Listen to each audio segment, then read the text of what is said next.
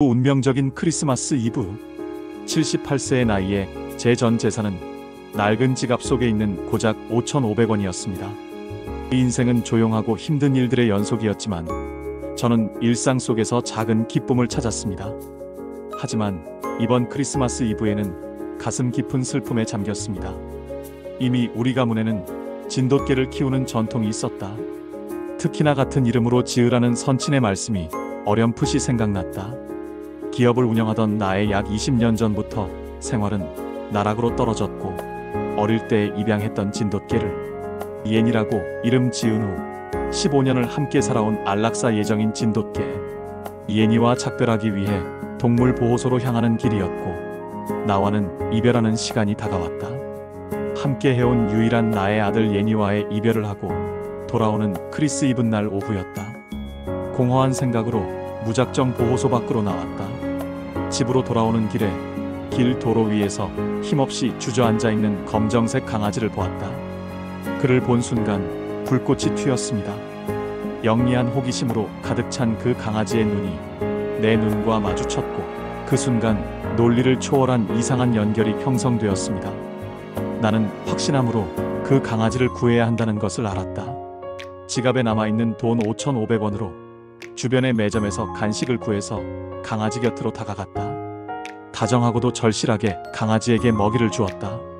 얼마의 기간을 굶었는지 바로 허겁지겁 먹이를 낚아챘다. 그 강아지의 자유를 산 것은 돈이 아니라 집과 삶을 주겠다는 절박한 간청, 약속이었습니다.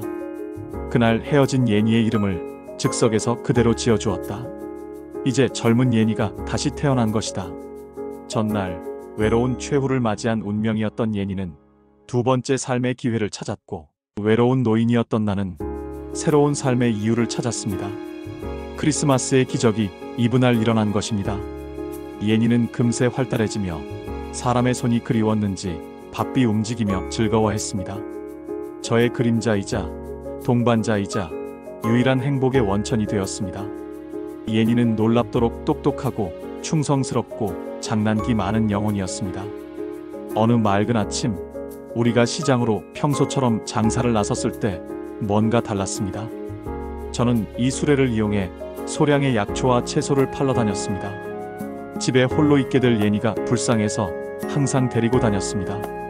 보통 제 옆에서 걷는 것에 만족하던 예니는 저의 낡고 삐걱거리는 손수레 손잡이를 툭툭 건드렸습니다. 놀랍게도 입에 단단히 물고는 어디론가로 계속 나를 이끌고 갔습니다. 신비로운 저택. 이곳은 우리가 평소 다니던 길이 아니었습니다. 예니는 저를 이끌었고 수레는 뒤에서 덜컹거렸으며 익숙한 길에서 점점 더 멀리 나를 이끌었습니다. 제 늙은 다리를 끌고 가기 힘들었지만 예니의 결단력은 부인할 수 없었습니다. 저를 마을 외곽, 제가 거의 방문하지 않던 부유한 지역으로 데려갔습니다. 작고 위압적인 저택 앞에 멈춰 섰습니다. 대문은 놀랍게도 반쯤 열려 있었고 현관문도 살짝 열려 있어 먼지 쌓인 사용되지 않는 내부를 엿볼 수 있었습니다. 예니는 망설임 없이 살짝 열린 대문을 통해 펄쩍 뛰어들어갔고 현관문을 밀고 들어가 꼬리를 흔들었습니다. 저는 혼란스러웠지만 호기심에 이끌려 뒤따라 들어갔습니다. 저택은 버려진 듯 보였지만 완전히 방치된 것은 아니었습니다. 소홀히 관리된 흔적이 역력했지만 먼지 아래에는 이전의 웅장함이 남아 있었습니다. 누군가의 사람의 흔적도 군데군데 느껴졌습니다. 예니는 거의 신비로운 목적의식으로 저를 집 뒤쪽에 있는 작고 평범한 방, 거의 창고나 식료품, 저장실 같은 곳으로 곧장 이끌었습니다. 예니가 킁킁거리며 돌아다니는 동안 금속성 물체의 섬광이 제 눈에 들어왔습니다. 어두운 구석, 낡은 캔버스 더미 아래에 작고 화려한 나무 상자가 숨겨져 있었습니다. 고대 유물처럼 보였고 표면에는 복잡한 조각이 새겨져 있었습니다. 제 심장은 갑작스러운 예감에 세차게 뛰었습니다. 한편 밖에서는 기이한 장면이 펼쳐지고 있었습니다. 저택의 주인인 듯한 노인이 아침 산책을 위해 막 집을 나섰다가 돌아온 것입니다. 그는 열린 대문과 살짝 열린 현관문을 보고 눈살을 찌푸리며 멈춰 섰습니다. 바로 그때 제가 예니와 함께 버려진 듯 보이는 집에 들어가는 것을 본 이 노인은 재빨리 전화를 걸었습니다. 여보세요. 경찰이죠? 네. 메이플 스트리트에 있는 박씨 옛집에 침입자가 있는 것 같아요. 방금 노인과 개가 안으로 들어가는 것을 봤어요. 나는 노인의 전화 소리를 엿듣고는 놀란 표정으로 저택 벽 쪽으로 몸을 돌렸고 나의 시선은 열린 문에 고정되었습니다. 이 잊혀진 집 안에서 저를 기다리고 있는 숨겨진 물건은 무엇일까요? 그리고 경찰이 도착하면 무슨 일이 벌어질까요? 공기는 말없는 질문들로 가득 찼습니다. 뜻밖의 발견과 예니의 비밀. 노인은 굳은 얼굴로 경찰차를 기다렸다. 이 저택의 관리인이었다. 그는 굳게 닫혀있던 저택의 문이 열려있다는 사실에 아연실색했다. 노인은 누군가 저택의 주인이 나타나면 저택에 숨겨진 비밀이 드러날 것이라 생각하며 수십 년 동안 비밀을 밝혀준 사람이 나타나기를 기다렸던 것이다. 자신의 존재를 모르는 박선우는 예니가 킁킁거리던 곳을 자세히 살폈다. 낡은 나무 상자 안에는 빛바랜 서류 뭉치와 함께 묵직한 금속 열쇠가 들어있었다. 서류는 모두 한문으로 쓰여 있어 내용을 알아볼 수 없었지만 봉투에 찍힌 문양은 낯설지 않았다. 바로 사바나에서 가장 오래된 가문 중 하나인 박씨 가문의 문양이었다. 그가 물려받은 것은 물질적인 유산이 아닌 잊힌 가족의 역사였다. 하지만 그 역사 속엔 뭔가 더 중요한 것이 숨겨져 있는 듯했다. 그때 경찰차의 사이렌 소리가 멀리서 들려왔다. 예니는 불안한 듯 으르렁거렸지만 나는 박스 안의 내용물에 시선을 고정하고 있었다. 서류들 사이에서 손때 묻은 작은 수첩 하나가 눈에 띄었다. 한글로 쓰여 있었고 낡은 종이에는 희미하게 예니라는 글자가 적혀 있었다. 과거의 또 다른 예니에 대한 기록이었다. 경찰이 도착했고 노인은 그들에게 상황을 설명했다. 경찰관들이 문을 열고 들어섰을 때 나는 손에 나무 상자를 든 채 멍하니 서 있었다. 할아버지 여기서 뭐 하시는 겁니까? 경찰관의 목소리가 단호했다. 그 순간 예니가 짖으며 나를 가로막았다. 마치 내가 범죄자가 아니라는 것을 설명하려는 듯이. 박선우는 내 손에 들린 상자를 보고 놀란 표정을 지었다. 그 상자는 어디서 찾으셨습니까? 그의 목소리에는 놀라움과 함께 미묘한 떨림이 섞여 있었다. 박선우는 조심스럽게 상자를 열었다. 그 안의 내용물을 확인한 그의 얼굴은 경악으로 물들었다. 봉투에 찍힌 문양을 확인한 그는 자신의 오래된 가족 문서라는 것을 알아봤다. 특히 작은 수첩을 발견했을 때 그의 눈은 휘둥그레졌다. 잊힌 진실의 조각.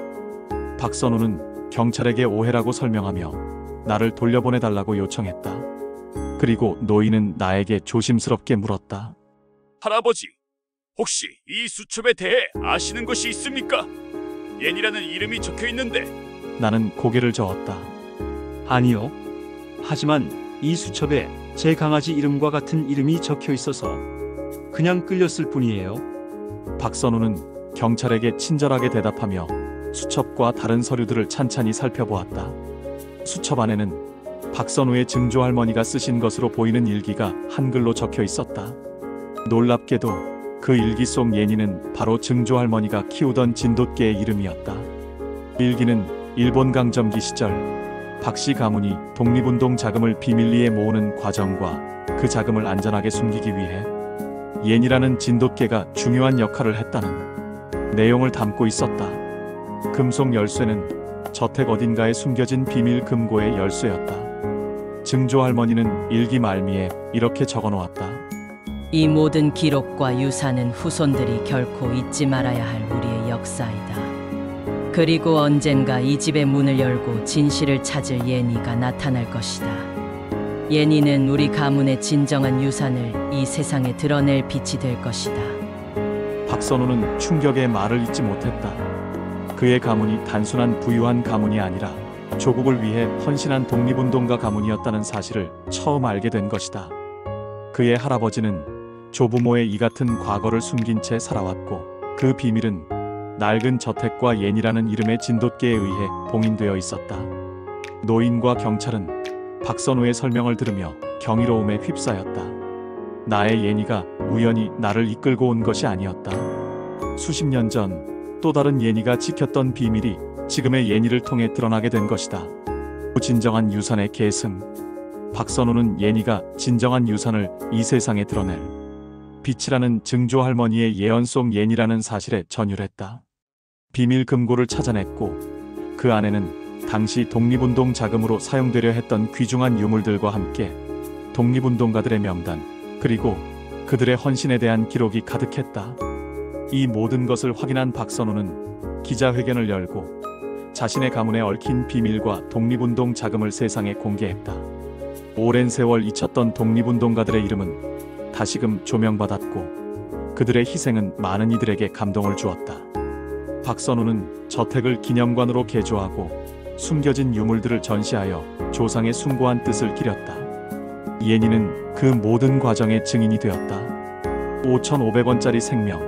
안락사 직전에 예니를 구한 작은 행동이 이렇게 거대한 역사적 진실을 밝히는 계기가 될 줄은 상상도 못했다. 박선우는 그동안 저택을 틈틈이 지켜온 노인에게 감사를 표하며 저택의 관리인으로 계속 남아줄 것을 제안했다. 노인은 박선우, 예니와 함께 유서 깊은 저택에서 보람된 생을 보낼 수 있게 되었고 매일 많은 사람들에게 잊힌 역사를 설명해주는 안내자가 되었다. 박선우의 작은 리어커는 이제 더 이상 시장으로 가는 수고로운 짐을 싣지 않았다. 대신 그 리어커는 과거와 현재 그리고 미래를 잇는 위대한 유산의 상징이 되었다. 예니의 작은 행동이 어려운 시기에 힘든 일을 해낸 선친의 엄청난 비밀을 알고 고귀한 역사를 알게 하는 계기를 만들었다. 78세의 노인이 5,500원으로 구한 한 생명, 그리고 그 생명이 가져온 기적 같은 이야기는 수많은 사람들에게 감동과 희망을 주었다. 예니는 나와 박선우의 유일한 행복이었고 결국 예니는 우리 모두에게 잊힌 역사를 되찾아준 위대한 유산의 산증인이 되었다.